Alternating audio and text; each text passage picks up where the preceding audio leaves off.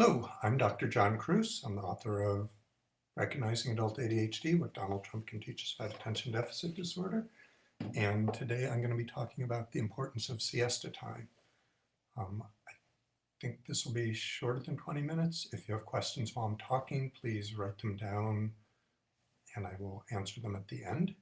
And this will be posted both on Facebook and within days or weeks will be transferred over to YouTube as well. So I'll start out by what do we mean by siesta time? So what we mean is usually a midday lull in attentiveness and alertness, usually accompanied traditionally in Spain with a nap in the middle of the day. The phrase siesta is actually borrowed from a Latin term, sexta, meaning sixth. So originally this was an Italian tradition, not just a Spanish tradition. And in the old Roman days where an hour isn't exactly an hour, the sixth hour of the day, sort of the midday hour, six meaning setta, siesta, is when there was commonly a break in the day, usually after a large midday meal. And in our American culture, we tend to associate siesta time with the Mediterranean cultures, Hispanic cultures, Latin American cultures, Italy. But I think Americans have tended to be more impervious to this. I mean, this is something the rest of the world is attuned to too. So when I lived for half a year in Switzerland, northern part of Switzerland in the 1980s, the Swiss and the Germans, who we tend to think of as hardworking and methodical and not taking a rest, would actually shut down banks, shut down schools, shut down businesses for 2 hours in the middle of the day with the expectation that people would go home, have a big meal with family, and take a rest before coming back to work. So it's, at least historically, Americans who are sort of weird and ignoring this tradition, although probably increasingly with industrialization and computerization and working across multiple time zones and other aspects of modern culture, maybe other cultures are losing part of this siesta time. So one of the common assumptions about siesta time is that it's all tied to having a big meal. So the grandiloquent term for this is postprandial somnolence, so after a meal sleepiness. So the claim is that after a big meal in the middle of the day, people would normally be sleepy and get tired and want to take a nap. And particularly some of that postprandial somnolence story or myth comes around now with just after Thanksgiving time, where people eat a big Thanksgiving turkey dinner and then feel sleepy afterwards, supposedly because of high tryptophan levels in the turkey, and that tryptophan being a precursor for serotonin, which it is, and serotonin being related to melatonin synthesis, which it is. So in terms of the research, it seems that there is some tendency after a big meal to fall asleep. That's any big meal. And that's some part of that is that a big meal induces more blood flow to the digestive system. There's activation of the parasympathetic nervous system, which is sort of the dampening down, calming system that's in contrast to our revved up, agitated sympathetic nervous system. But that parasympathetic activation seems to happen with any large meals, not just a turkey-rich meal. And people the last decade have been sort of assiduous in debunking this turkey connection with sleepiness. So one, turkey is rich in tryptophan, but so are all sources of protein. So a lean chicken breast, a pork chop, others are also giving you about 600 milligrams, depending on the serving size of tryptophan. And so again, lots of protein-rich meals. There's nothing spectacularly. Turkey is not higher than chicken in tryptophan levels, or other lean meats, or even in a cupful of tofu has only slightly less tryptophan in it. Other parts that sort of debunk the big turkey sleepy after meal myth is that the second issue is that eating tryptophan isn't a particularly good way to get it into the brain because of our blood-brain barrier, which screens out lots of bigger molecules. And actually, to get many of the amino acids into the brain, there are special transport proteins. So to actually boost tryptophan in your brain, you actually need a pretty sophisticated diet, decreasing the amounts of certain competing amino acids to get more tryptophan into the brain. And then the third issue is that a shortage of tryptophan isn't what is the rate limiting step in serotonin synthesis. So it's not like the machinery is sitting around waiting for more tryptophan to be shoveled in to make more serotonin. So again, pushing in more of the sort of raw ingredient or the precursor isn't going to make necessarily more serotonin. So the serotonin, melatonin explanation for turkey meal putting to sleep just doesn't hold water. Again, probably parasympathetic activation is part of it, but jumping back to, so what is siesta time and what is this if it's not just sleepiness after a big meal? So we know from studies that human beings have a circadian rhythm in alertness with the big dip at bedtime. So people get tired late at night when they are likely, it's easy to fall asleep readily. Alertness is highest in the early morning, right after you've woken up. It's easiest to stay awake and it's hardest to fall asleep again. But there's a secondary lull in alertness. It's right at siesta time. And the research, again, to show that this was an innate circadian rhythm and not just a result of having a big meal, they actually put people on either IV nourishment or were giving them small meals by mouth every hour throughout the day, and they could still see this persistence midday lull and attentiveness happening. So again, if one of the ways of measuring alertness is to put someone in a dark room with no stimulation, see how many minutes it takes them to fall asleep. Again, easiest times to fall asleep, late at night, which is normal bedtime, and siesta time. And the siesta time isn't as huge a trough in alertness, but it's there. It's measurable, it's cross-cultural, it is tied to being human beings. So even though that's there, many people, and I'm specifically speaking about many people with ADHD, don't notice any circadian lull in alertness until they're on medications for the first time. And I think there's three major, so many people didn't notice there was a midday lull in their alertness or functioning or productivity until they started taking Ritalin or Adderall or something else. So I'd say I think there's three big reasons to explain this.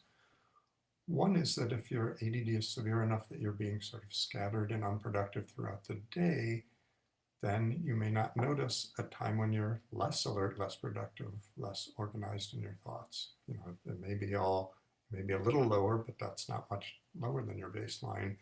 And being able to be more productive, be more focused, be more consistent in taking care of tasks throughout the morning hours when, again, your innate alertness is higher, that may well be enhanced by the medication, but then you have a higher baseline from what you notice, oh, there's a sudden decrement early in the afternoon. The second factor as to why people with ADHD might not have noticed it is that one thing that's been pretty consistently noted, and again, this is a group average, is that overall people with ADHD are less attuned to or less observant of or less able to detect patterns in what their own body is doing. I mean, one of the reasons it's easier to stay up late at night is because it's harder to gauge alertness or sleepiness, the counterpart of this. So the second factor just may be what I will call obliviousness. I'm not trying to be insulting. Again, that's something we can physiologically measure, and people with ADHD tend to be less aware of when they're hungry, when they're tired. So again, they may have just been blowing through siesta time, midday lull, and it may have really been there. They just may not have been noticing at all. The third big factor, again, I often notice this with people I've recently started on medication, and others have written about this, is it may simply be an artifact of medication. So particularly if you start people on immediate release formulations of Adderall or Ritalin, methylphenidate, or dextroamphetamine, amphetamine combinations, if you're starting at somewhere 7, 8, 9 in the morning, for many people, their effective life of these drugs is about 6, 7, 8 hours. So you'd expect those drugs to be dropping off right after lunchtime. So that may be a contributing factor to feeling less alert early afternoon. And then the fourth explanation that's often proffered, excuse me.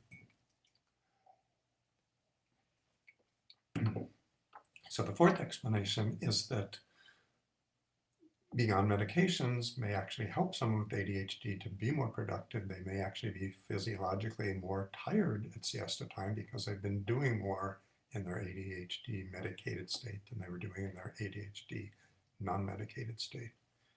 So for many people, I think all four of these hypotheses or theories are at work in terms of explaining midday siesta time, lull, and alertness, attention, energy. But I do think it's important, particularly if someone's only noticing this for the first time when they're on medications, to sort out how big a role of medications have. And one of that simple ways is to be adjusting the timing of when you first take the immediate release. If you're taking it at 6 a.m. some days and 9 a.m. other days, and you're still always feeling less alert at 2 p.m., then that's probably medication not having a large factor. People often start, after finding that the medication's working, if you're sticking with an immediate release formulation, would be to introduce a second pill of the immediate release, probably a few hours before this midday lull to avoid or minimize it, and or switching to long-acting forms of a stimulant. So again, even with the long-acting form of the stimulant, even if you are more alert, more focused, more attentive than you would be at all times of the day, we would not expect that to eliminate the circadian rhythm and alertness. So again, you may be performing better overall each time than you would otherwise, but there should still be a dip in performance given our circadian system. So we shouldn't be obliterating all the biological factors of how our brain and bodies work. So that leads to, again, after sorting out if part of it is artificially triggered or exacerbated by medications, then you may want to adjust for that by changes in the medications. But the bigger issue is acknowledging that this is a real biological phenomena. Again, in America, we try to minimize what Mother Nature says and power through it, but this is there.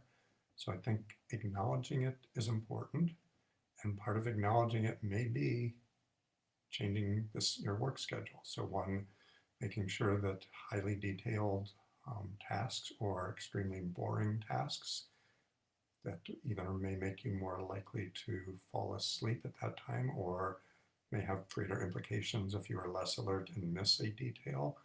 So I would schedule those away from this time, the siesta time. Two is it's a good fit for taking a walking break or taking an eating break or just taking a break and not working at this time of the day. And specifically, a big question is this a good time for a nap?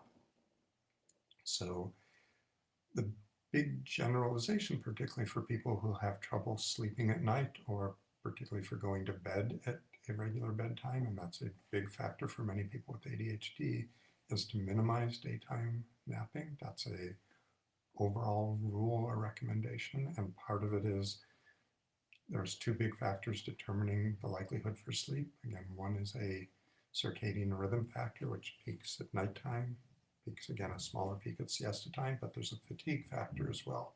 And the fatigue factor is directly tied to how long has it been since you had a period of sleep. A short nap shouldn't eliminate completely this fatigue factor, but it does diminish it. A longer enough nap will completely take out the fatigue factor as one of the two big factors for sleeping at nighttime. So the potential is a daytime nap can make it more difficult to fall asleep at night. Most of the sleep experts would say a nap in the range of 20 minutes to maybe even up to an hour in the midday may be acceptable and maybe not diminishing nighttime sleep propensity enough.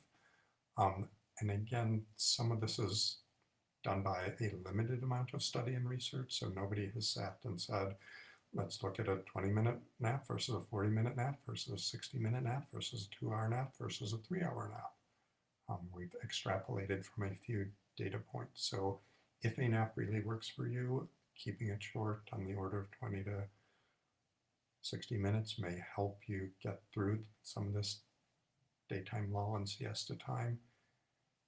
And again, trying to ignore it completely or pretend it isn't there is going to be working against your own biology. I don't recommend that. So that's about all I'm going to say for siesta time. I'm not seeing any questions. If one shows up in the next minute, I'll get back to that. This will be posted again on Facebook and on YouTube in a few weeks. And next week's topic is free time is your enemy when you have ADHD. So be safe, be sane, have a good week, and I hope you'll have good Thanksgivings. Bye for now.